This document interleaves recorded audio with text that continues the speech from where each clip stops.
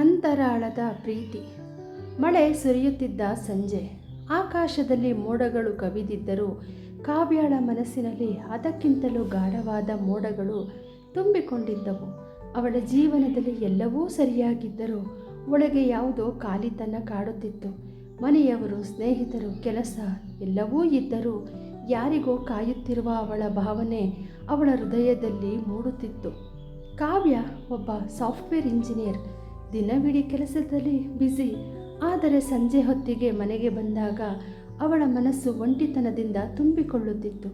ಆ ಸಮಯದಲ್ಲಿ ಅವಳು ತನ್ನ ಬಾಲ್ಕನಿಯಲ್ಲಿ ನಿಂತು ಮಳೆಯ ತುಂತುರುಗಳನ್ನು ನೋಡುತ್ತಾ ತನ್ನ ಅಂತರಾಳದ ಭಾವನೆಗಳ ಜೊತೆ ಮಾತನಾಡುತ್ತಿದ್ದಳು. ಒಂದು ದಿನ ಆಫೀಸಿನಲ್ಲಿ ಹೊಸದಾಗಿ ಒಬ್ಬ ಹುಡುಗ ಸೇರಿಕೊಂಡನು. ಅವನ ಹೆಸರು ಆರವ್. ಮೊದಲನೇ ದಿನವೇ ಎಲ್ಲರ ಜೊತೆ ಮಾತನಾಡಿ ಸ್ನೇಹ ಮಾಡಿಕೊಳ್ಳುವ ಸ್ವಭಾವ. ಆದರೆ ಕಾವ್ಯಾಳ ಜೊತೆ ಮಾತ್ರ ಅವನು ಸ್ವಲ್ಪ ದೂರವಿದ್ದ. ಕಾವ್ಯಾಳಿಗೂ ಅಷ್ಟೇ. ಅವಳಿಗೆ ಅನಾಯಾಸವಾಗಿ ಯಾರೊಂದಿಗಾದರೂ ಸ್ನೇಹ ಬೆಳೆಸುವುದು ಕಷ್ಟ. ಕಾಲ ಕಳೆಯುತ್ತಾ ಹೋಯಿತು.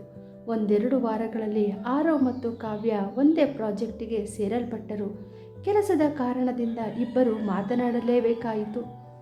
ನೀವು ಡಿಸೈನ್ ಮಾಡಿರೋ ಮಾಡೆಲ್ ತುಂಬ ಚೆನ್ನಾಗಿದೆ ಎಂದ ಆರವ್. ಧನ್ಯವಾದಗಳು ಎಂದು ಕಾವ್ಯ ಸಣ್ಣನಾಗೆ ನೀಡಿದಳು. ಆ ದಿನದಿಂದ ಅವರ ಮಾತುಗಳು ಹೆಚ್ಚಾಗತೊಡಗಿದವು. ಕೆಲಸದ ವಿಷಯದಿಂದ ಆರಂಭವಾದ ಮಾತುಗಳು ನಿಧಾನವಾಗಿ ವೈಯಕ್ತಿಕ ವಿಷಯಗಳತ್ತ ಸಾಗಿದವು. ಒಂದು ಸಂಜೆ ಮಳೆ ಸುರಿಯುತ್ತಿದ್ದಾಗ ಕಾವ್ಯ ತನ್ನ ಬಾಲ್ಕನಿಯಲ್ಲಿ ನಿಂತಿದ್ದಳು. ಅಷ್ಟರಲ್ಲಿ ಫೋನ್ ಮೊಳಗಿತು. ಹೇಯ್, ಮಳೆ ನೋಡ್ತಿದೀಯಾ ಎಂದು ಆರವ್. ಹೌದು, ಅವಳು ನಗುತ್ತಾ ಹೇಳಿದಳು. ನನಗೆ ಮಳೆ ಅಂದರೆ ತುಂಬ ಇಷ್ಟ. ಅದು ನನ್ನೊಳಗಿನ ಭಾವನೆಗಳನ್ನು ಹೊರಗೆ ತರುತ್ತದೆ ಅನ್ನಿಸ್ತದೆ. ಆ ಮಾತು ಕಾವ್ಯಾಳ ಮನಸ್ಸನ್ನು ತಟ್ಟಿತು. ಹೌದು, ಕೆಲವೊಮ್ಮೆ ನಮ್ಮೊಳಗಿನ ಮಾತುಗಳನ್ನು ಹೇಳೋಕೆ ಮಳೆಯೇ ಸಹಾಯ ಮಾಡುತ್ತದೆ ಎಂದಳು. ಆ ದಿನದಿಂದ ಅವರು ಪ್ರತಿ ಮಳೆ ಬಂದಾಗ ಮಾತನಾಡುವ ಅಭ್ಯಾಸ ಮಾಡಿಕೊಂಡರು. ಆರವ್ ತುಂಬ ಹಾಸ್ಯಪ್ರಿಯ. ಅವನ ಜೊತೆ ಮಾತನಾಡಿದರೆ ಕಾವ್ಯಾಳ ಮನಸ್ಸು ಹಗುರವಾಗುತ್ತಿತ್ತು. ಆದರೆ ಅವನಲ್ಲೂ ಯಾವುದೋ ನೋವು ಇದೆ ಅನಿಸುತ್ತಿತ್ತು. ಅವನು ಯಾವಾಗಲೂ ತನ್ನ ಬಗ್ಗೆ ಹೆಚ್ಚು ಹೇಳಿಕೊಳ್ಳುತ್ತಿರಲಿಲ್ಲ. ಒಂದು ದಿನ ಕಾವ್ಯ ಕೇಳಿದಳು, ನೀನು ಯಾವಾಗಲೂ ನಗ್ತೀಯಾ, ಆದರೆ ಒಳಗೆ ಏನಾದರೂ ನೋವಿದೆಯಾ ಎಂದಳು. ಆರವ್ ಕ್ಷಣಕಾಲ ಮೌನವಾಗಿದ್ದ. ಹೌದು, ಆದರೆ ಅದನ್ನು ಯಾರಿಗೂ ಹೇಳೋಕ್ಕಾಗಲ್ಲ ಎಂದ. ನನಗೆ ಹೇಳಬಹುದು ಎಂದು ಕಾವ್ಯ ನಿಧಾನವಾಗಿ ಹೇಳಿದಳು. ಆ ಮಾತು ಆರವ್ ಮೊದಲ ಬಾರಿಗೆ ತನ್ನ ಮನಸ್ಸು ತೆರೆದನು. ನಾನು ಯಾರನ್ನೋ ತುಂಬ ಪ್ರೀತಿಸಿದ್ದೆ, ಆದರೆ ಅದು ನನಗೆ ಸಿಗಲಿಲ್ಲ. ಅದಾದ ಮೇಲೆ ನಾನು ನನ್ನ ಭಾವನೆಗಳನ್ನು ಒಳಗೆ ಇಟ್ಟುಕೊಂಡು ಬದುಕಲು ಶುರು ಮಾಡಿದೆ. ಕಾವ್ಯಾಳಿಗೆ ಅವನ ಮಾತು ಕೇಳಿ ನೋವಾಯಿತು. ನೀನು ಇನ್ನೂ ಅವಳನ್ನು ಪ್ರೀತಿಸುತ್ತೀಯಾ ಎಂದನು. ಅದು ಪ್ರೀತಿಯಲ್ಲ, ಅದು ಒಂದು ನೆನಪು.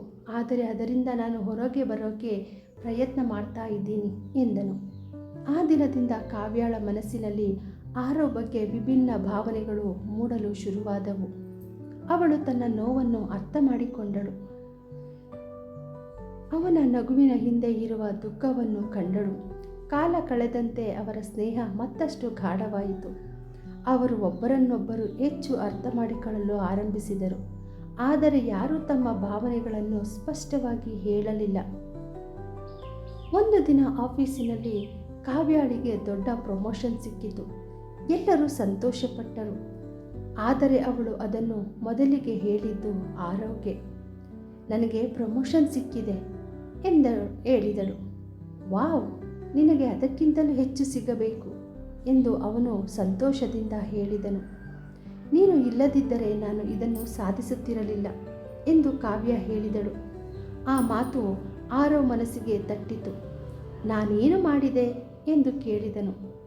ನನ್ನನ್ನು ನಂಬಿದ್ದೆ, ನನ್ನ ಜೊತೆಗೆ ಇದ್ದೆ, ಅದು ಸಾಕು ನನಗೆ. ಆ ಕ್ಷಣದಲ್ಲಿ ಇಬ್ಬರ ಕಣ್ಣಲ್ಲೂ ಯಾವುದೋ ಭಾವನೆ ಕಾಣಿಸಿಕೊಂಡಿತು. ಆದರೆ ಮತ್ತೆ ಮೌನ ಆವರಿಸಿತು. ಒಂದು ರಾತ್ರಿ ಭಾರೀ ಮಳೆ ಸುರಿಯುತ್ತಿತ್ತು. ಕಾವ್ಯಾಳ ಮನಸ್ಸು ತುಂಬ ಭಾರವಾಗಿತ್ತು. ಅವಳು ಆರವ್ಗೆ ಕರೆ ಮಾಡಿದಳು. ನನಗೆ ನಿನ್ನ ಜೊತೆ ಮಾತಾಡಬೇಕು ಎಂದಳು. ಹೇಳು ಎಂದನು.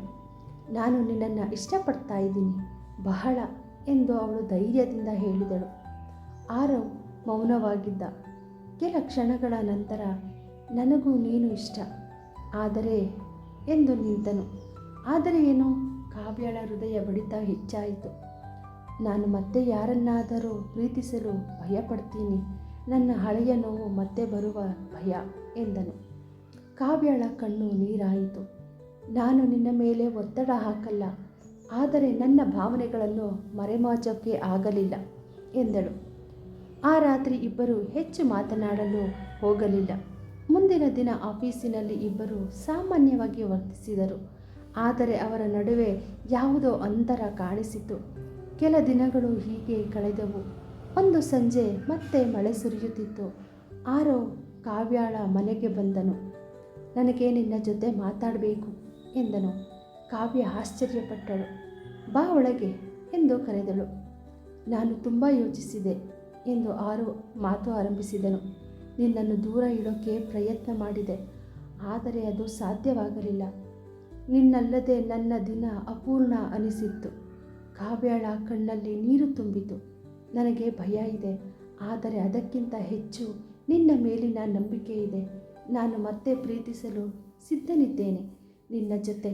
ಕಾವ್ಯ ನಗುತ್ತಾ ಅಳುತ್ತಲೂ ನಾನು ನಿನ್ನನ್ನು ಯಾವತ್ತೂ ನೋಯಿಸೋದಿಲ್ಲ ಎಂದಳು.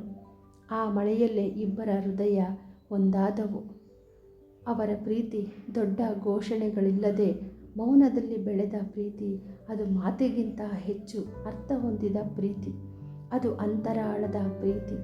ಆ ಪ್ರೀತಿ ಅವರಿಗೆ ಕಲಿಸಿದ್ದು ನಿಜವಾದ ಪ್ರೀತಿ ಎಂದರೆ ಒಬ್ಬರನ್ನೊಬ್ಬರು ಅರ್ಥ ಮಾಡಿಕೊಳ್ಳುವುದು, ಅವರ ನೋವನ್ನು ಹಂಚಿಕೊಳ್ಳುವುದು ಮತ್ತು ಅವರ ಜೊತೆ ಮೌನದಲ್ಲೂ ಸಂತೋಷ ಕೊಂಡುಕೊಳ್ಳುವುದು. ಮಳೆ ಇನ್ನೂ ಸುರಿಯುತ್ತಿತ್ತು, ಆದರೆ ಈಗ ಕಾವ್ಯಾಳ ಮನಸ್ಸಿನಲ್ಲಿ ಮೋಡಗಳಿಲ್ಲ. ಅವಳ ಹೃದಯದಲ್ಲಿ ಬೆಳಕು ಹರಡಿತ್ತು. ಇದು ಅಂತರಾಳದ ಪ್ರೀತಿಯ ಬೆಳಕು. ಕಥೆಯನ್ನು ಕೇಳಿದ ತಮ್ಮೆಲ್ಲರಿಗೂ ತುಂಬು ಹೃದಯದ ಧನ್ಯವಾದಗಳು. ದಯವಿಟ್ಟು ನನ್ನ ಚಾನಲ್ನ ಸಬ್ಸ್ಕ್ರೈಬ್ ಮಾಡುವುದರ ಮೂಲಕ ನನ್ನನ್ನು ಪ್ರೋತ್ಸಾಹಿಸಿ. ಧನ್ಯವಾದಗಳು.